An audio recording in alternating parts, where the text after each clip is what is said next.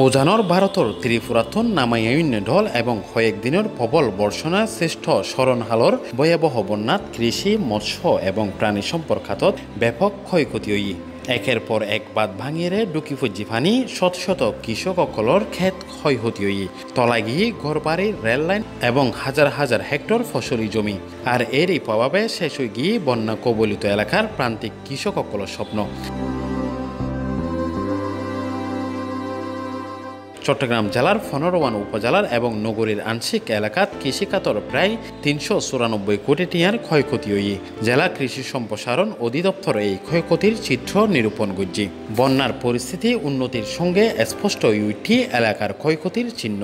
বন্যায় চট্টগ্রাম কৃষি অঞ্চলত 1,53,103 হেক্টর ফসলি জমির ক্ষয়ক্ষতি হই চট্টগ্রাম জেলার মিরসরাই ফটিকছড়ি হাটহাজারী সীতাকুণ্ড লোহাগাড়া সাতখানিয়া বাঁশখালী ও চন্দনাইশ উপজেলার ফসলর বেশি পরিমাণ ক্ষয়ক্ষতি হই।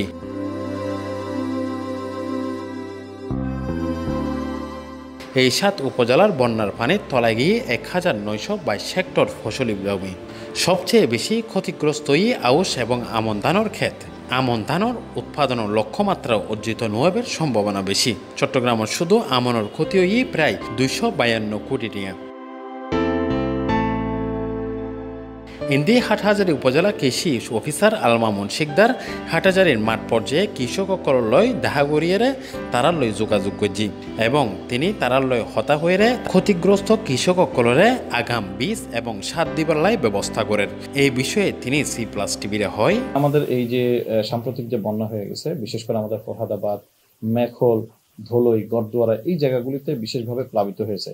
কিন্তু আমাদের এই বন্যার আগেও প্রত্যেক বছরই তো বন্যা হয়, এই জন্য আমাদের একটা পূর্ব প্রস্তুতিও ছিল। কারণ হলো পূর্ব প্রস্তুতি এই কারণে বলতেছি, আমাদের যে জায়গাগুলি উঁচু আছে, যেগুলি প্লাবিত হয় না, সেখানে আমাদের মোটামুটি দ্বিগুণ চারা করা হয়েছে। কিছু জায়গায় বীজ আমরা রেখে দিয়েছি গত বছরেই, কারণ এগুলো আমাদের প্রত্যেক বছরে যেহেতু এরকম আমাদের কৃষকরা অনেক সময় ক্ষতিগ্রস্ত হয়, সেটি কাভারেজ করার জন্য অনেক কৃষকের কাছেই চারা আছে, যেই চারাটা দিয়ে মোটামুটি আমার হাটহাজারীতে কাভারেজ আসবে, এটা একটা বিষয়। আর আমাদের যারা ক্ষতিগ্রস্ত হয়েছে ওনাদেরকে বিভিন্ন সময়ে আমাদের বীজ ধান যেটা আসে, বীজ ধানটা আমরা দিয়ে থাকি। আর যেই জায়গাগুলিতে চারা পাওয়া যায়, সেই চারা পাওয়া যাওয়া কৃষকদের নাম্বারগুলি আমরা ক্ষতিগ্রস্ত কৃষকের কাছে আমরা প্রোভাইড করতেছি, যেন খুব সহজে ওরা পেয়ে যায়। এবং আরেকটা বিষয় যে কেউ যেন চারার দাম অতিরিক্ত না রাখে, সেই বিষয়ে আমরা মাঠ পর্যায়ে আমাদের যারা অফিসার আছে, উপসহকারী কৃষি কর্মকর্তা, তাদেরকে আমরা নির্দেশনা দিয়েছি। এবং আমাদের সরকারিভাবে বিভিন্ন আগাম সবজির বীজ, শীতকালীন সবজির বীজ এবং ওনাদের জন্য আর্থিক প্রণোদনা আসবে, এবং আসার সাথে সাথে আমরা এগুলি কৃষকের কাছে পৌঁছে দেব। ক্ষতিগ্রস্ত হয়েছে মোটামুটি 3,000 হেক্টর জায়গা। তার মধ্যে অনেকটা, সব জায়গায় যে ক্ষতিগ্রস্ত হয়ে গেছে এমন না, প্রায় 1,500 হেক্টর জায়গা আমাদের অর্থাৎ চারা নষ্ট হয়ে গেছে। সবজি বলি, সবজির ক্ষেত্রে 130 হেক্টর সবজির ক্ষতি হয়ে যায়। কিন্তু ভালো দিক যেটা, সেটা হলো যে আমাদের এটা রিকভারি করার মতো অবস্থা আছে, এতটা অবস্থা খারাপ না যেটা রিকভারি হবে না। যে যেগুলি নষ্ট হয়ে গেছে তাদেরকে আমরা একেবারে কিছুই করা যাবে না, সেখানে আগাম শীতের যে বীজ সবজির যে বীজ আছে, সেই বীজগুলি রোপণের জন্য আমরা কৃষককে বলতেছি, এবং আমরা সরকারিভাবে এগুলি প্রণোদনা দেওয়ার আওতায় আছে এবং এটি দেওয়া হবে। আর যে সমস্ত জায়গায় ভালো আছে ধানের চারা, সেই ধানের চারাগুলি যেন আমাদের কৃষক পায় সহজলভ্যভাবে এবং তাদের নাম্বারগুলি পায়, সেটা আমরা প্রোভাইড করতেছি। আর যে জায়গাগুলিতে আমাদের বন্যা ক্ষতিগ্রস্ত হয় না সাধারণত, ওই জায়গাগুলিতে আমরা আগে থেকে ব্যবস্থা আমরা গ্রহণ করেছি। আমরা একেবারে ডিসেম্বরের শেষ পর্যন্ত কিন্তু লাগানোর চেষ্টা করি, সরিষার বীজ বপনের চেষ্টা করি।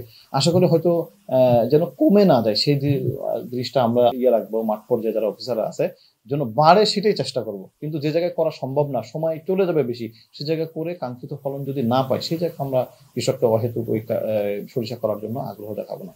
তখন সরিষার বদলে কি করলে কৃষকরা এইটা ভালো প্রশ্ন করছেন। সেটা হলো যে এই আমনটা উঠানোর পরপরই আমাদের কিন্তু অনেক জায়গায় ফেলো পড়ে থাকে। এখানে যদি শুধুমাত্র ফেলনটাও করে, খুব চমৎকার ফেলন আসবে। ফেলন আমাদের এখানে অধিকাংশই ফেলন করে।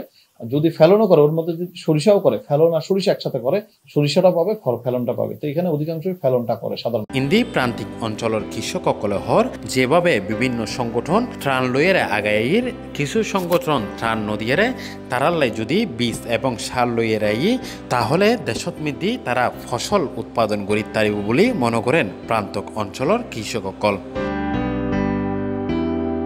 Shoebur Rahman, C+ TV, Chittagong.